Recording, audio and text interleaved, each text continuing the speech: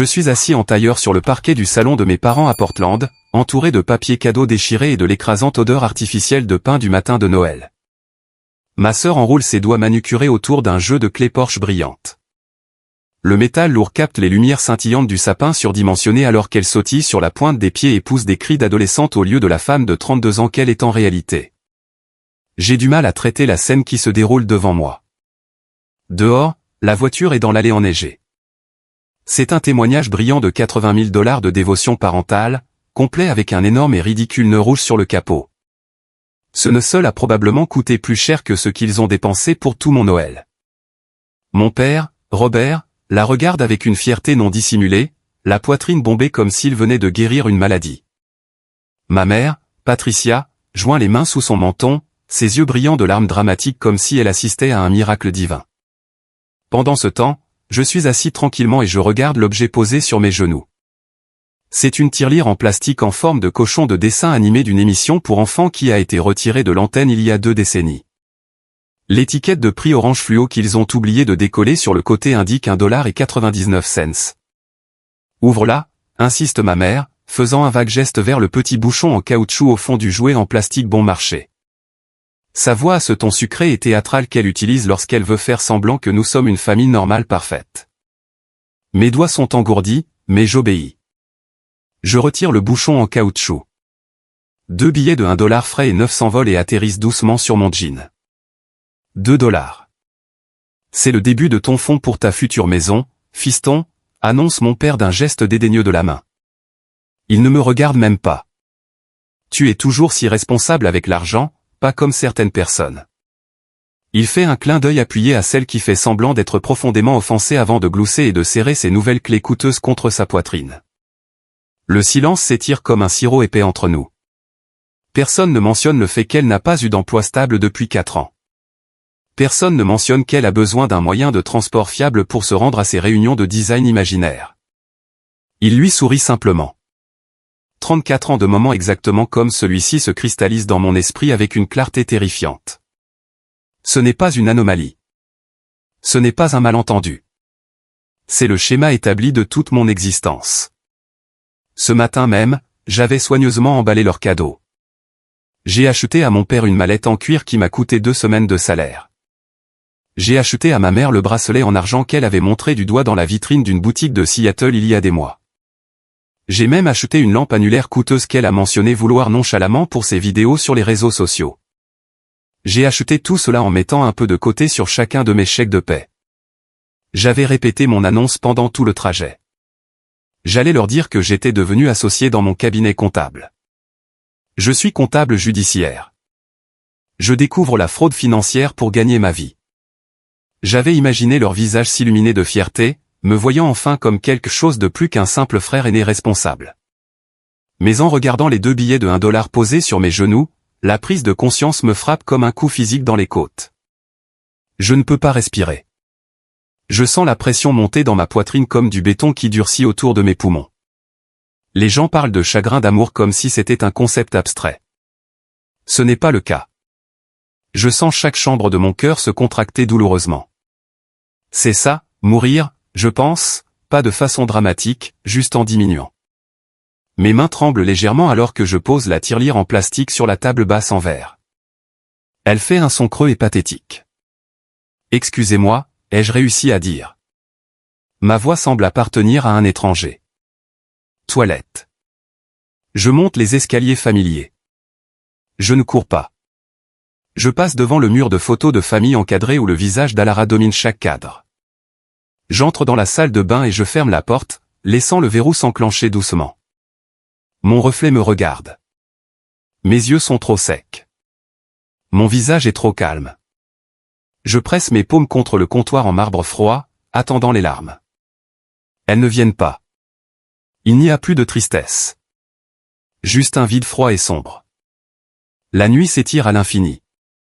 Je suis allongé, éveillé, dans ma vieille chambre d'enfant, écoutant le rire bruyant et résonnant d'art venant du rez-de-chaussée alors qu'elle et mes parents planifient son premier voyage en voiture dans sa nouvelle voiture de luxe. À 3h42 du matin, je me redresse enfin. La maison est complètement silencieuse. Je fais rapidement mon sac de sport.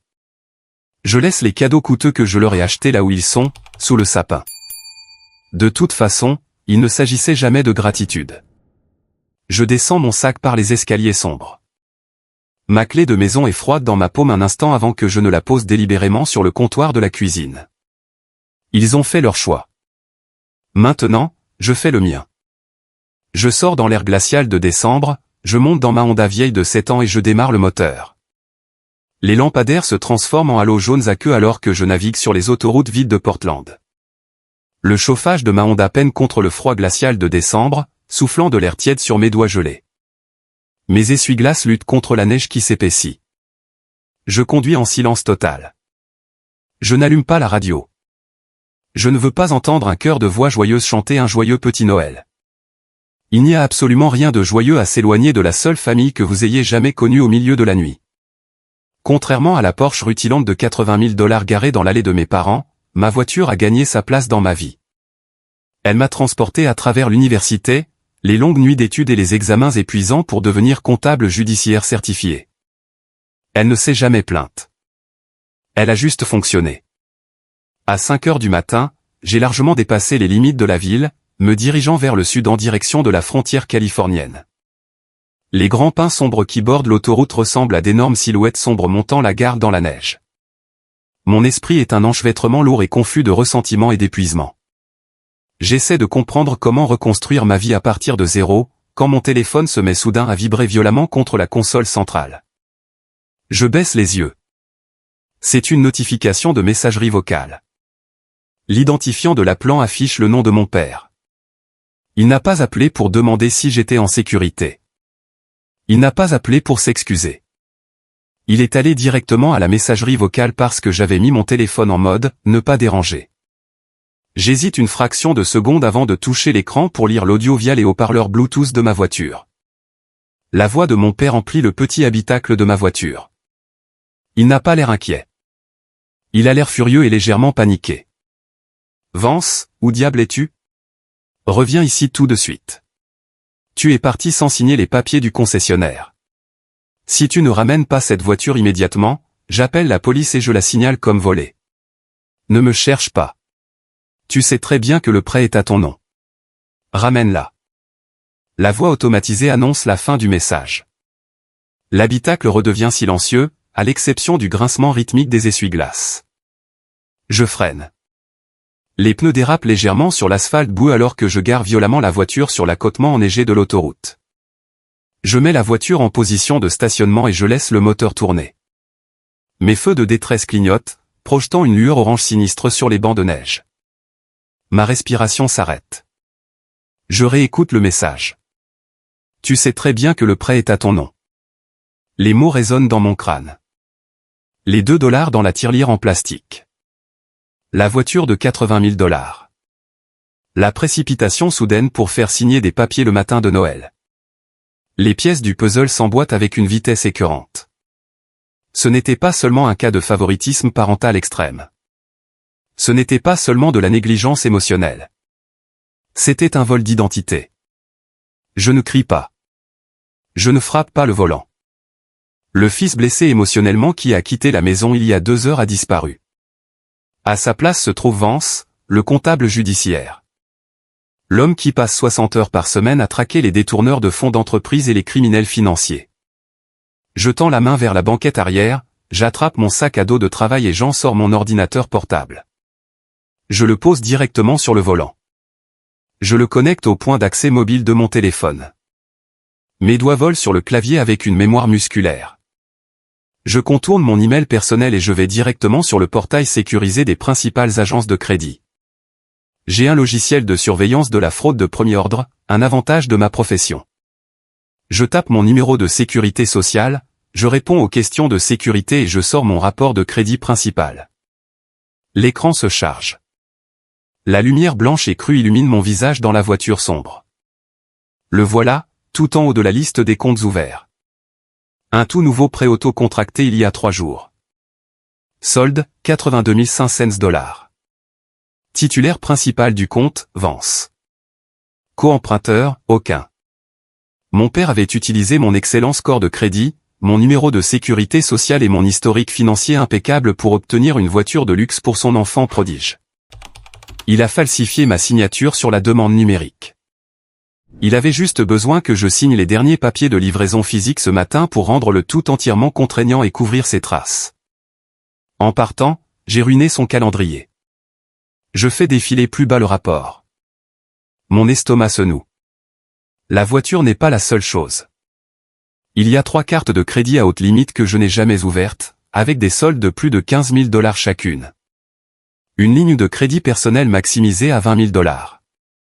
Il siphonnait mon identité financière depuis des années pour financer le style de vie d'Ara, cachant les relevés, payant juste le strict minimum pour que les comptes ne soient pas en défaut et que je ne sois pas alerté. Ils ne m'ont pas seulement évalué à 2 $. Ils m'ont utilisé comme un compte bancaire humain. Je ferme l'ordinateur portable. L'écran devient noir. Le chauffage continue de souffler faiblement contre mes jambes. Je regarde l'autoroute sombre et enneigée. Le poids écrasant de la trahison est soudainement remplacé par autre chose. Quelque chose de froid, de tranchant et de terrifiante clarté. Ils se sont attaqués à la mauvaise personne. Je remets doucement la Honda sur l'autoroute, les pneus crissant sur la neige fraîche. Le soleil commence à se lever, peignant l'horizon oriental de nuances de violet et de gris meurtri. Plus je roule vers le sud, plus la neige se transforme en une pluie froide et battante. Mes mains serrent le volant avec une immobilité détendue et terrifiante. La révélation de mon rapport de crédit brûle dans mon esprit, jetant une lumière crue et impitoyable sur chaque souvenir que j'ai de ma famille. Pendant toute ma vie, mes parents ont eu un mot très spécifique pour me décrire. Indépendant. Vance est si indépendant, disait ma mère à ses amis à l'église. Il ne demande jamais rien. Nous n'avons jamais à nous inquiéter pour lui. Je portais autrefois ce mot comme un insigne d'honneur. Je pensais que cela signifiait qu'il me respectait. Je pensais que cela signifiait qu'il reconnaissait ma force. Maintenant, alors que les panneaux d'autoroute décomptent les kilomètres jusqu'à la frontière californienne, je réalise la vérité brutale. Indépendant n'était pas un compliment. C'était leur mot de code pour l'abandon. C'était une excuse commode pour rediriger chaque once de leurs ressources émotionnelles et financières vers Aurora. Les souvenirs inondent ma vision plus vite que les essuie-glaces ne peuvent nettoyer la pluie. Je me souviens de mon 12e anniversaire. Ma mère a acheté un gâteau rassis à la boulangerie discount de l'épicerie. Le nom de quelqu'un d'autre avait été gratté sur le glaçage. Nous l'avons mangé à la table de la cuisine en silence. Le mois suivant, elle a eu 10 ans. Mes parents ont loué un centre équestre entier. Il y avait des tours de poney professionnels, un gâteau en forme de château à 3 étages et de la nourriture de traiteur pour 40 enfants du quartier. Quand j'ai demandé à mon père pourquoi ma sœur avait eu un festival et moi un gâteau en solde, il n'a même pas levé les yeux de son journal. Il a juste soupiré et a dit, « Ta sœur a besoin de stimulation sociale, Vance. Elle est délicate. Toi, tu es indépendant. Tu n'as pas besoin de tout ce tralala. Tu n'as pas besoin de nous. » C'est ce qu'il voulait vraiment dire. Puis est venue la remise des diplômes du lycée. J'étais le major de promotion. J'ai passé des semaines à rédiger un discours sur la persévérance, le travail acharné et la construction des bases de l'avenir. Je me suis tenu sur cette estrade en toge et mortier, regardant la mère de parents tenant des appareils photo et des fleurs. Les 4 sièges réservés à ma famille étaient complètement vides. Il y avait un match de football junior mineur de l'autre côté de la ville, et mes 2 parents ont choisi d'y assister à la place. Ma mère a promis qu'il regarderait l'enregistrement. La cassette vidéo est restée non déballée sur le comptoir de la cuisine pendant 3 ans, accumulant la poussière jusqu'à ce que je la jette finalement à la poubelle lorsque j'ai déménagé pour l'université. Mais le souvenir qui me blesse le plus, celui qui me fait serrer la mâchoire si fort que mes dents me font mal, date de ma première année au cabinet comptable. Je venais de remporter un prix régional pour avoir découvert un énorme stratagème de détournement de fonds d'entreprise. C'était un lourd trophée en verre. Je l'ai ramené à la maison pour Thanksgiving, espérant sottement qu'il verrait enfin ma valeur. Je l'ai placé sur la cheminée. En colère que la conversation ne porte pas sur sa récente rupture, elle a fait une crise de nerfs théâtrale. Elle a balancé son bras, faisant tomber mon trophée de la cheminée. Il s'est brisé en une 12aine de morceaux sur le foyer en briques. J'étais furieux. J'ai exigé qu'elle paie pour le remplacer. Mais ma mère s'est interposée entre nous, les yeux écarquillés de panique dramatique. « Vance, arrête tout de suite », m'a-t-elle crié. « Ne vois-tu pas que ta sœur est en détresse émotionnelle?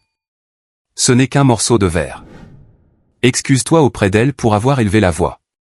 Tu gâches les vacances. » Je me suis excusé.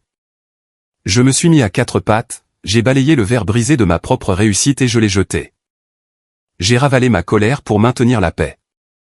J'ai joué le rôle du bon fils compréhensif. Alors que ma voiture traverse la frontière de l'État de Californie, le panneau de bienvenue passant en un éclair dans la lumière grise du matin, je réalise que le bon fils est mort quelque part sur l'accotement enneigé de l'autoroute de l'Oregon. L'homme qui a balayé ce verre brisé n'existe plus. Mes parents n'ont pas seulement brisé un trophée en verre. Ils ont rompu le contrat social de notre famille. Ils ont franchi une ligne, passant du favoritisme toxique à la fraude électronique fédérale et au vol d'identité. Ils ont supposé que j'allais simplement l'accepter. Ils ont supposé que parce que j'ai toujours été silencieux, parce que j'ai toujours été le responsable, j'accepterais simplement la dette de $8000 comme un autre fardeau à porter pour le bien de la famille.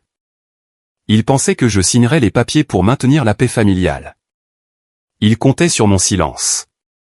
Ils misaient sur ma loyauté. Je tends la main et j'éteins complètement la radio. Le silence dans la voiture est absolu. Je ne suis plus triste. Le poids lourd et suffocant dans ma poitrine a disparu, remplacé par une précision mathématique et froide. Je suis un comptable judiciaire. Je démantèle de faux empires pour gagner ma vie. Je traque les actifs cachés, j'expose les registres frauduleux et je ruine la vie des criminels en col blanc qui pensent qu'ils sont plus intelligents que la trace écrite. Mon père pense qu'il est un cerveau criminel parce qu'il a falsifié une signature sur un prêt automobile. Il n'a absolument aucune idée de ce qui l'attend. Le soleil du matin perce enfin les nuages épais alors que je navigue sur les autoroutes sinueuses du nord de la Californie. Mon téléphone n'arrête pas de vibrer dans le porte-gobelet. 19 appels manqués de mon père. 12 de ma mère, 5 SMS alternant entre des demandes de savoir où je suis et des plaintes que sa nouvelle voiture n'a pas encore les bons papiers d'assurance. Je ne réponds à aucun d'entre eux. Je laisse le téléphone vibrer jusqu'à ce que la batterie tombe à 20%. À 8 heures du matin, je connecte mon téléphone au Bluetooth de la voiture et je compose un autre numéro. Il sonne 2 fois avant qu'une voix ensommeillée ne réponde. « Sais-tu quelle heure il est, mec ?» grogne Michael. Michael est mon meilleur ami depuis notre première année à l'université. Nous nous sommes liés d'amitié autour de ramen bon marché et d'examens de finances épuisants. Il est maintenant analyste de données senior dans une entreprise de technologie à San Francisco. Il sait tout sur ma famille. Il était là quand j'ai dû travailler 3 emplois à temps partiel pour payer mes manuels scolaires, tandis que mes parents finançaient entièrement le voyage d'inspiration artistique d'Ara à travers l'Europe. Il a vu les colis que mes parents envoyaient, des chaussettes et du savon bon marché pour moi, des manteaux de créateur pour elle, dis-je. Ma voix est parfaitement égale. Je suis à environ 4 heures de San Francisco. Il y a un bref silence sur la ligne. Le ton de Michael change instantanément, la somnolence s'évanouissant. Qu'est-ce qui s'est passé? Ils ont encore fait un coup de Noël? Ils lui ont donné une Porsche de $80 000 avec un énorme nœud rouge, réponds-je, en gardant les yeux rivés sur la route. Ils m'ont donné une tirelire en plastique avec $2 dedans. Michael laisse échapper un petit sifflement. Jésus Vance, je suis vraiment désolé. Tu sais que ma chambre d'amis est toujours ouverte, mais tu as l'air bizarre. Tu n'as pas l'air contrarié. Tu as l'air d'être sur le point d'auditer quelqu'un. J'ai sorti mon rapport de crédit il y a 1 heure, Mike. La Porsche est à mon nom. Le prêt, la responsabilité, tout. Mon père a utilisé mon numéro de sécurité sociale pour l'acheter. J'ai aussi trouvé plus de $60 000 de cartes de crédit maximisées que je n'ai jamais ouvertes. Ils volent mon identité depuis des années. Le silence sur la ligne est profond. Quand Michael parle enfin, sa voix est mortellement sérieuse. Dis-moi que tu ne vas pas les laisser s'en tirer. Dis-moi que tu ne vas pas être la personne la plus mature cette fois-ci. Je ne vais pas être la personne la plus mature, dis-je clairement. Je vais être la personne qui les ruine. J'installe une salle de crise. J'ai besoin de ton Wi-Fi, d'une imprimante et de beaucoup de café. C'est fait, dit Michael. Conduis prudemment. Je préparerai le café. Je raccroche le téléphone. Pour la première fois en 34 ans, mes épaules se relâchent de leur posture défensive étendue. L'anxiété paralysante d'essayer de plaire à des gens qui ne me voient que comme un outil a disparu. À midi, je gare ma Honda cabossée dans le parking souterrain de l'immeuble de Michael dans le quartier de la Mission. Il m'attend à l'ascenseur, tenant une énorme tasse de café noir. Il jette un coup d'œil à mon visage et hoche la tête. Il n'offre pas de pitié. Il n'offre pas de câlin. Il sait exactement dans quel état d'esprit je suis. Nous entrons dans son appartement. C'est un espace moderne et minimaliste avec des baies vitrées donnant sur la ville. La chambre d'amis est à gauche, dit Michael en montrant le couloir, mais j'ai débarrassé la table de la salle à manger pour toi.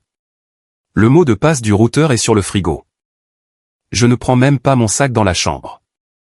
Je me dirige directement vers la lourde table de salle à manger en chêne, j'ouvre mon sac à dos et j'en sors mon ordinateur portable, mes chargeurs et mes disques durs sécurisés. Je branche tout. Les écrans s'animent. J'organise mes bloc-notes, mes surligneurs et mes stylos avec une précision chirurgicale. « Tu veux dormir d'abord » demande doucement Michael, appuyé contre le comptoir de la cuisine. « Tu as conduit toute la nuit. »« Je n'ai pas besoin de sommeil » réponds-je, mes yeux déjà rivés sur les écrans lumineux. « J'ai besoin de données. » Mon téléphone vibre de nouveau sur la table. Un texto de ma mère illumine l'écran. Je le regarde. « Vance, s'il te plaît, appelle-nous. La tension artérielle de ton père est dangereusement élevée. Pourquoi nous fais-tu ça? Pourquoi déchires-tu cette famille pour un stupide malentendu? C'est une manœuvre psychologique classique. Darvo, nier, attaquer et inverser la victime et l'agresseur. Elle nie la gravité du vol, attaque ma réaction à celui-ci et se présente, elle est mon père, comme les victimes fragiles de ma cruauté. Hier, ce texto aurait déclenché un énorme sentiment de culpabilité. Je l'aurais rappelé, je me serais excusé d'avoir trop réagi et j'aurais essayé de tout arranger. Aujourd'hui, je ne ressens absolument rien. Je prends une capture d'écran du message. Je l'enregistre dans un nouveau dossier crypté sur mon bureau intitulé « Pièce à conviction à, extorsion et manipulation ». Ils essaient de jouer les victimes, dis-je à Michael sans détourner les yeux de l'écran. Ils pensent que je fais juste une crise de colère. Ils pensent que je vais me calmer, revenir et payer tranquillement les factures pour éviter un scandale. « Qu'est-ce que tu vas faire » demande Michael en s'approchant pour regarder les feuilles de calcul financières complexes qui s'ouvrent sur mes écrans. « Je ne vais pas discuter avec eux, dis-je, ma voix tombant à une cadence basse et calme. Je ne vais pas crier. Je ne vais pas répondre à leurs appels. Je vais suivre la piste papier. Je vais sortir chaque déclaration de revenus, chaque relevé bancaire, chaque virement que mon père a fait au cours de la dernière décennie. Et quand j'aurai constitué un dossier en béton et indiscutable, je le remettrai au gouvernement fédéral. Je fais craquer mes doigts, le son sec dans l'appartement silencieux. J'ouvre le grand livre principal. L'autopsie judiciaire de ma famille commence maintenant. J'ai passé les 3 semaines suivantes enfouies dans les données. Mon monde s'est rétréci à la taille de la table de la salle à manger de Michael, illuminée par la lueur bleue et crue de 3 moniteurs externes. Je ne suis pas sorti une seule fois. Je n'en avais pas besoin. L'empreinte numérique laissée par mon père était un désordre tentaculaire et chaotique d'arrogance et d'exécution bâclée. Il se prenait pour un génie financier parce qu'il dirigeait une entreprise de taille moyenne de fourniture de construction à Portland. Mais pour un comptable judiciaire qualifié, ces registres ressemblaient à un enfant essayant de jouer à cache-cache derrière une vitre. Le processus d'une autopsie financière numérique exige une immense patience. J'ai commencé par demander un audit historique complet de mon numéro de sécurité sociale auprès des 3 principales agences de crédit. J'ai déposé une déclaration officielle de vol d'identité auprès de la Federal Trade Commission, ce qui a légalement gelé mon profil de crédit et généré un numéro de dossier formel. C'était le premier domino. Dès que cette déclaration a été validée, le système a automatiquement signalé chaque ligne de crédit ouverte associée à mon nom. Ensuite, j'ai commencé la véritable excavation. J'ai créé une feuille de calcul complète sur mon moniteur central, codée par couleur par type de transaction, retraçant chaque dollar qui était entré et sorti de ces cartes de crédit frauduleuses au cours des 7 dernières années. J'ai utilisé mes scripts spécialisés d'exploration de données pour extraire les historiques bancaires et les adresses IP associées aux paiements en ligne effectués sur ces comptes. Les données ont brossé un tableau brutal et indéniable d'une exploitation systématique. Le premier compte frauduleux a été ouvert exactement une semaine après mon 27e anniversaire. C'était l'année où j'ai déménagé à Seattle pour mon premier grand poste en comptabilité. Mon père avait utilisé mon ancienne adresse d'enfance et mon numéro de sécurité sociale pour ouvrir une carte de crédit platine haut de gamme. La toute première transaction sur cette carte était un débit de $6 000 dans un spa médical de luxe à Beverly Hills. Je vérifie mes anciens calendriers. C'était la semaine exacte où elle s'est envolée pour la Californie pour célébrer la fin de son premier semestre de Community College, un semestre qu'elle a fini par abandonner. Quoi qu'il en soit, au fil des années, les chiffres sont devenus plus importants, plus audacieux et plus fréquents. Il y avait des frais pour des sacs à main de créateurs, des paiements mensuels pour son appartement haut de gamme dans le centre-ville de Portland et des milliers de dollars dépensés pour des améliorations de style de vie qu'elle exhibait sur ses réseaux sociaux. Chaque dollar était financé par mon score de crédit. Robert avait agi comme son bienfaiteur personnel, finançant son style de vie somptueux et sans emploi, en utilisant ma réputation financière impeccable comme garantie. Il payait juste assez du solde minimum de son compte d'entreprise pour maintenir les cartes actives et empêcher les agences de crédit de me signaler pour des retards de paiement. C'était une boucle parfaite et autosuffisante de vol parasitaire. À la fin de la deuxième semaine, j'ai découvert le coup de maître de sa fraude. L'entreprise de fourniture de construction de mon père était en difficulté depuis plus de 2 ans en raison de défaillances de la chaîne d'approvisionnement et d'une gestion désastreuse. Il avait déplacé de l'argent entre ses comptes d'entreprise et les lignes de crédit frauduleuses qu'il avait ouvertes à mon nom pour cacher le flux de trésorerie déficitaire de son entreprise. La Porsche de $80 000 n'était pas un cadeau acheté avec une richesse durement gagnée. C'était un dernier pari désespéré. Il avait utilisé mon identité pour obtenir un prêt automobile à faible taux d'intérêt que son propre crédit commercial ruiné n'aurait jamais pu obtenir. Il avait l'intention de laisser le prêt à mon nom, me forçant soit à assumer les paiements mensuels lorsque son entreprise s'effondrerait inévitablement, soit à faire face à une ruine financière totale. « Regarde ça, Mike », ai-je dit, ma voix monocorde alors que je pointais un groupe spécifique de transactions à l'écran. Michael s'est approché de la cuisine, tenant une cafetière fraîche. Il s'est penché sur mon épaule, ses yeux balayant les colonnes de données. « Qu'est-ce que je regarde ?» C'est sa déclaration de revenus d'entreprise de l'année dernière, recoupée avec les relevés de cartes de crédit frauduleux, ai-je expliqué, en suivant le curseur sur une ligne de $45 000. Il n'a pas seulement volé mon identité pour acheter des choses pour elle, il a déduit les paiements effectués sur ces cartes frauduleuses comme des dépenses d'entreprise légitimes sur ses impôts d'entreprise pour réduire le revenu imposable de son entreprise. Ce n'est plus seulement un vol d'identité. C'est une évasion fiscale fédérale et une fraude électronique d'entreprise. Michael a laissé échapper un rire bas et haletant, secouant la tête. « Vance, ton père n'a pas seulement creusé un trou. Il a construit un bunker souterrain sur mesure et l'a rempli d'explosifs. Tu le tiens sans aucune issue. » « Je sais », ai-je dit en appuyant sur le bouton de sauvegarde du fichier principal. « Et je suis sur le point de donner au gouvernement le détonateur. » Pendant que je constituais mon dossier, la guerre psychologique depuis Portland s'est intensifiée. Mon téléphone était posé au coin du bureau, s'allumant comme une lumière stroboscopique toutes les heures. Ma famille était piégée dans un état de dissonance cognitive. Ils ne pouvaient pas comprendre pourquoi leur fils fiable, calme et indépendant avait soudainement disparu dans la nature, laissant leur château de cartes financier soigneusement orchestré au bord de l'effondrement. Les messages vocaux de mon père sont passés de l'arrogance retentissante à la colère désespérée. « Vance, ce jeu d'enfant est terminé », sa voix a rugi à travers le haut-parleur lorsque j'ai lu un enregistrement sauvegardé depuis mon ordinateur portable. Le concessionnaire m'appelle tous les jours. L'immatriculation temporaire de la Porsche expire dans 3 semaines et la banque a besoin de ta signature physique sur le formulaire d'indemnisation du titre pour finaliser le financement.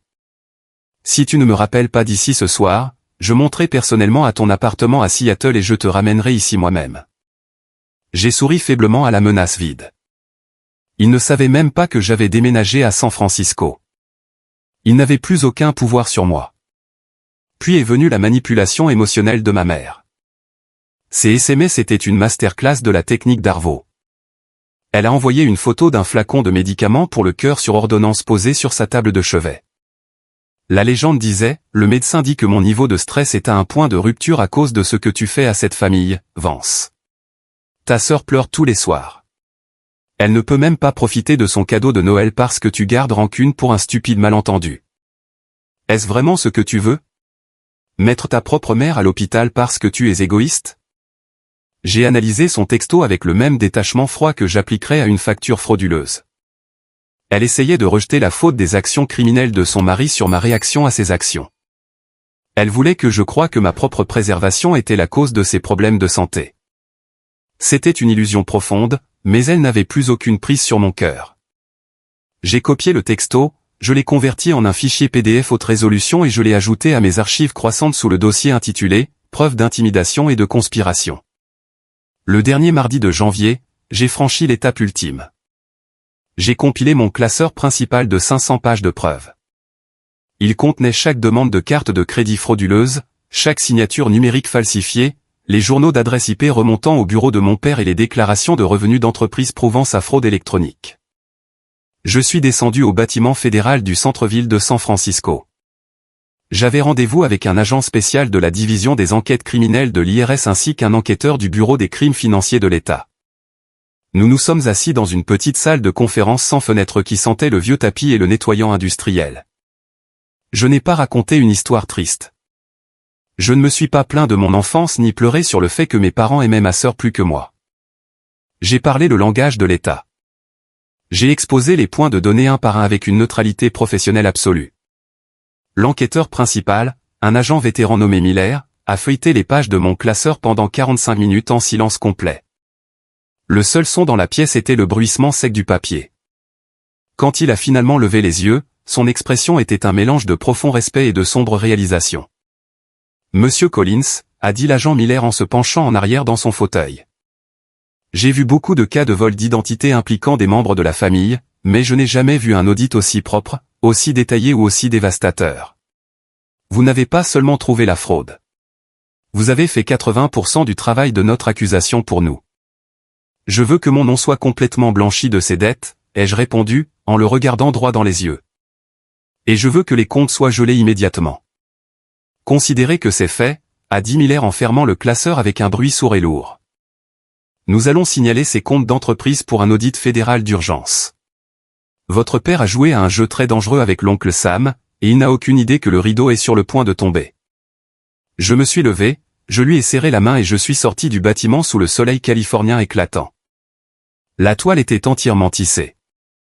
Il ne me restait plus qu'à attendre qu'ils y entrent. L'occasion de la confrontation finale s'est présentée 6 mois plus tard, enveloppée dans une enveloppe ivoire de haute qualité. C'était une invitation à la fête de fiançailles formelle de Lara. Elle avait réussi à piéger le fils d'un riche promoteur immobilier de Seattle pour qu'il la demande en mariage. Et mes parents étaient déterminés à organiser un somptueux gala de la haute société dans un domaine historique près de Portland pour sceller l'accord. Ils pensaient que je m'étais calmé parce que j'avais passé les 6 derniers mois dans un silence absolu, ignorant leur SMS et laissant mon avocat gérer les lettres de mise en demeure formelle avec les agences de crédit. Ils croyaient sincèrement que j'avais accepté mon sort. Ils ont supposé que je viendrais, que je jouerais le rôle du frère aîné calme et solidaire, et que je signerais enfin les papiers du concessionnaire en suspens pour éviter que la famille n'ait mauvaise presse devant de nouveaux beaux-parents riches. Michael est venu à Portland avec moi. Il n'est pas venu à la fête, mais il est resté dans un hôtel voisin, agissant comme mon ancre. Souviens-toi, m'a dit Michael alors que j'ajustais ma cravate dans le miroir de l'hôtel, tu n'es pas là pour négocier. Tu es là pour livrer l'audit final. Je sais, ai-je dit en lissant les revers de mon costume gris anthracite sur mesure. J'ai regardé mon reflet. Le jeune homme fatigué et sur la défensive qui avait fui cette ville en panique il y a 6 mois avait entièrement disparu. À sa place se tenait un homme qui savait exactement ce qu'il valait. Je suis arrivé au domaine à 19h. Le parking était rempli de véhicules de luxe, mais juste à l'avant, garé bien en vue près de l'entrée avec un ridicule nœud doré brillant sur l'antenne, se trouvait la Porsche de $80 000. Je l'ai regardé et je n'ai ressenti qu'un léger amusement clinique. La fête à l'intérieur était assourdissante. L'air était épais de l'odeur de parfum cher, d'agneau rôti et de champagne. J'ai traversé la grande salle de bal d'un pas lent et délibéré. Mes talons claquaient avec autorité sur le sol en marbre poli. Les têtes se tournaient sur mon passage. Plusieurs parents éloignés me regardaient avec de grands yeux, chuchotant entre eux. Ils avaient passé les 6 derniers mois à répandre des rumeurs selon lesquelles j'avais fait une dépression nerveuse et que je vivais dans la misère en Californie. Mon apparence a immédiatement brisé ce récit. J'avais l'air en bonne santé, réussie et complètement imperturbable. Elle m'a vu la première. Elle portait une robe en soie de créateur qui coûtait probablement 3 mois de loyer. Elle a glissé vers moi, son sourire faux et éclatant fermement en place. « Vance, tu es vraiment venu ?» a-t-elle dit, en tendant la main pour une étreinte théâtrale. J'ai reculé légèrement, maintenant une distance polie et figée. Félicitations pour les fiançailles. Avant qu'elle ne puisse répondre, la main lourde de mon père s'est abattue sur mon épaule. Robert avait l'air plus vieux que dans mon souvenir. Son visage était rouge, son haleine sentait légèrement le bourbon de qualité supérieure. Ses yeux manquaient de leur confiance habituelle et retentissante. Au lieu de cela, ils avaient le regard frénétique et fuyant d'un animal acculé. « Vance » a grogné Robert, sa prise se resserrant sur ma veste de costume. Dans la bibliothèque, tout de suite, nous t'attendions. Ma mère est apparue à côté de lui, ses yeux déjà humides, serrant un mouchoir en dentelle. « S'il te plaît, Vance, allons parler en privé. Ne fais pas de scène ici. » « Je suis d'accord, » ai-je dit, ma voix calme, douce et parfaitement audible par-dessus la musique de la salle de bal. « Allons à la bibliothèque. » Nous avons descendu le long couloir moquetté, loin de la foule. Robert a poussé la lourde porte en chêne et est entré, suivi de Patricia, et je suis entré en dernier, fermant fermement la porte derrière moi. Le bois lourd a étouffé les sons de la fête, plongeant la pièce dans un silence tendu et suffocant. Robert n'a pas perdu une seconde. Il s'est dirigé vers le bureau massif en acajou, a attrapé une pile de documents juridiques et les a claqués sur le sous-main en cuir. « Tu t'es bien amusé, Vance ?» a aboyé mon père en pointant un doigt tremblant sur les documents. « Tu as causé assez de stress pour toute une vie. La banque menace de révoquer le prêt et de poursuivre le concessionnaire à cause des alertes à la fraude que tu as placées sur ton profil de crédit. Tu vas t'asseoir dans ce fauteuil. Tu vas signer ces formulaires de transfert de titres et de prise en charge de prêt et tu vas réparer le crédit de cette famille ce soir. Je ne te laisserai pas ruiner l'avenir de ta sœur. » Je ne me suis pas dirigé vers le bureau. Je n'ai pas regardé les papiers. J'ai simplement marché jusqu'au fauteuil en cuir près de la cheminée, je me suis assis délibérément et j'ai croisé une jambe sur l'autre. J'ai ouvert ma mallette en cuir et j'ai sorti un seul dossier mince en manille. « Assieds-toi, Robert » ai-je dit. Ma voix était basse, claire et complètement dépourvue d'émotion. Le visage de mon père est devenu d'une teinte cramoisie violente. « Comment m'as-tu appelé ? » ?»« Je suis ton père, espèce de petit ingrat. »« Assieds-toi » ai-je répété, mon ton baissant d'une octave, coupant à travers sa rage comme une lame de rasoir dans la soie. Patricia a haleté, se tenant la poitrine, tombant dans un canapé voisin.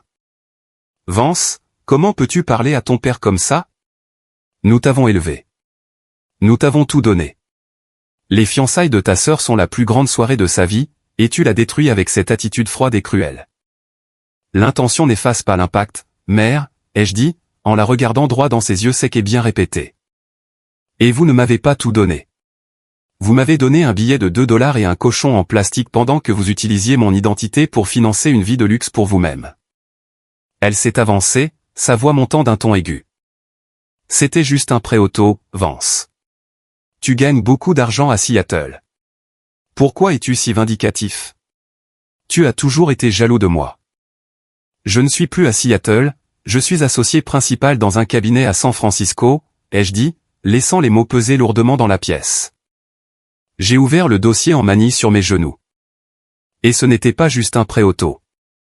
Regardons le registre réel. Je n'ai pas crié.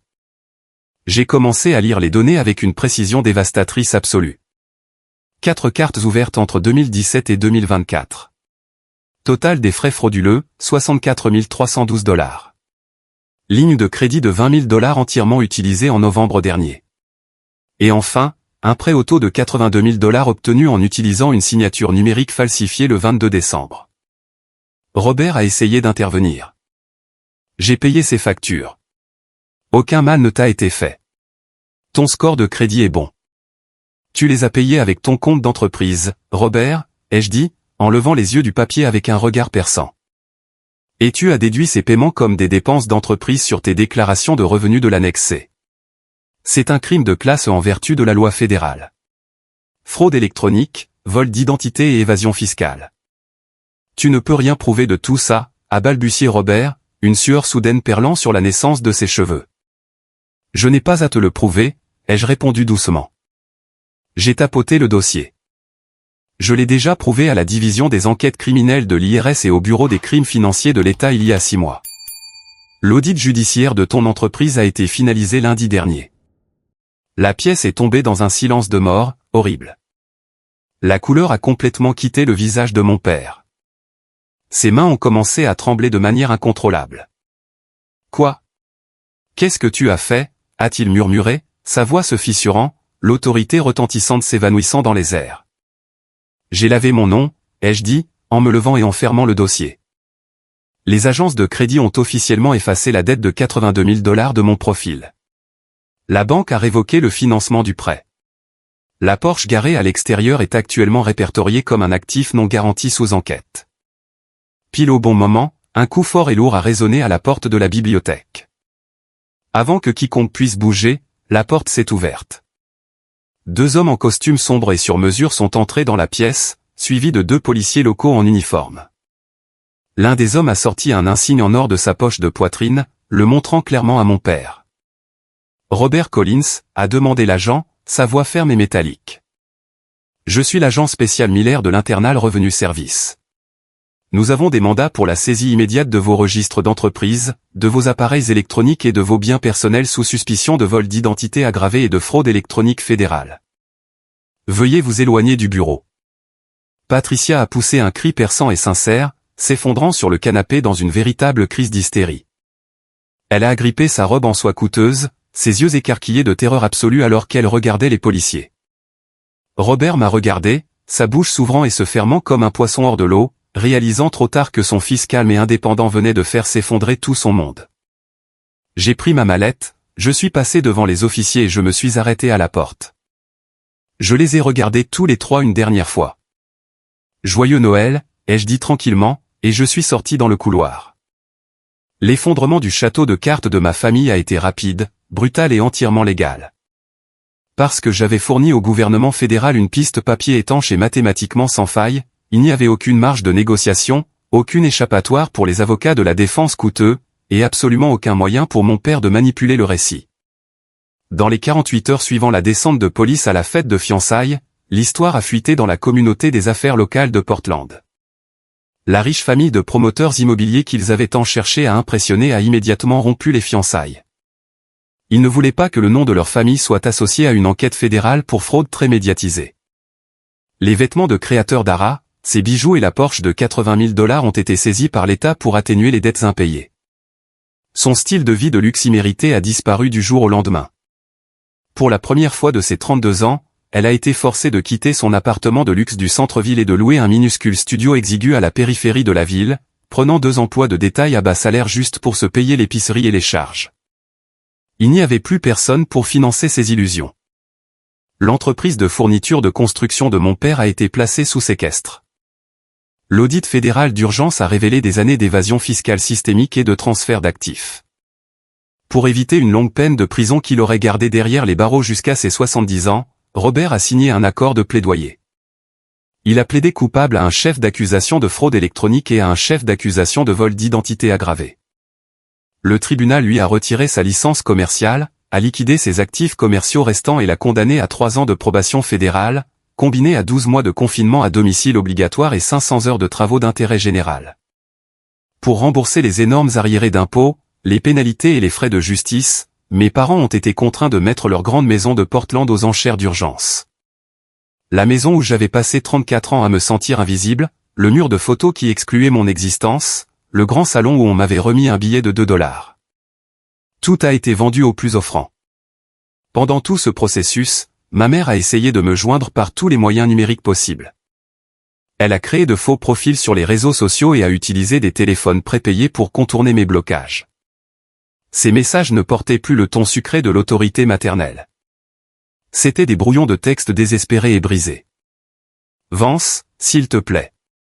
Nous perdons la maison. Ton père est ruiné. Ta sœur travaille 16 heures par jour et pleure jusqu'à s'endormir. Comment peux-tu être si sans cœur? Nous sommes ton sang. Tu ne peux pas nous laisser mourir de faim. J'ai lu les messages avec la même neutralité émotionnelle que j'utiliserais pour lire un reçu pour un repas que je n'ai jamais commandé. Le sang rend les gens apparentés, mais le respect, la loyauté et l'amour font des gens une famille. Ils avaient rompu ce lien il y a des années lorsqu'ils ont décidé que j'étais un outil plutôt qu'un fils. Je ne les détestais pas. Je ne ressentais pas un sentiment de joie toxique dans leur souffrance. Je ne ressentais simplement rien du tout. C'étaient des étrangers qui payaient le prix légal de leur choix. J'ai systématiquement bloqué chaque nouveau compte, supprimé les messages et remis les journaux à mon avocat pour déposer une ordonnance de cessation et d'abstention permanente. Les limites étaient gravées dans la pierre. La porte de ma vie était officiellement et définitivement verrouillée. 1 an plus tard, le soleil californien inonde les baies vitrées de mon nouvel appartement dans le quartier de la Marina à San Francisco. L'air est vif, portant l'odeur salée et pure de la baie. L'espace est entièrement à moi, meublé de pièces minimalistes en acajou, de rangées de manuels d'architecture et de plusieurs bols en poterie unique que j'ai appris à façonner de mes propres mains lors de cours d'art le week-end. Il n'y a aucun rappel de Portland ici. C'est l'après-midi de Noël. L'appartement est rempli de l'arôme chaud et riche d'une dinde rôtie et de romarin frais. Michael est assis sur le canapé, riant bruyamment alors qu'il discute avec 3 de mes collègues seniors du cabinet comptable. L'atmosphère est bruyante, lumineuse et complètement authentique. Il n'y a pas de tension, pas de marche sur des œufs, et pas de perfection théâtrale. Ce sont des gens qui apprécient mon esprit, mon caractère et ma présence. Je me dirige vers la cheminée. Assise en plein centre, captant la lumière dorée de l'après-midi, se trouve la tirelire en plastique en forme de cochon de dessin animé. Celle que mes parents ont achetée pour $1,99. Je ne l'ai pas jetée. Je l'ai gardée comme un trophée, mais le bouchon en caoutchouc en bas a disparu. Au lieu de cela, le corps en plastique creux est complètement rempli à ras-bord de billets de $2 frais et non circulés. J'en mets un à l'intérieur chaque semaine comme un rituel. Michael s'approche, tenant 2 verres de bourbon de qualité supérieure. Il m'en tend un, regardant le cochon en plastique avec un sourire en coin. Toujours en train de tenir le grand livre, je vois. Toujours, dis-je en prenant une lente gorgée du liquide ambré et doux. C'est un rappel des mathématiques. Les mathématiques, demande Michael en haussant un sourcil. $80 000 de crédits volés peuvent acheter une illusion temporaire, dis-je en regardant par la fenêtre la silhouette lointaine du Golden Gate Bridge s'étendant sur l'eau bleue. Mais connaître sa propre valeur, construire une vie sur la vérité absolue et protéger ses limites, c'est un atout qui ne peut jamais être déprécié. Michael trinque son verre contre le mien. À l'audit principal, Vance. Joyeux Noël. Joyeux Noël, Mike, réponds-je.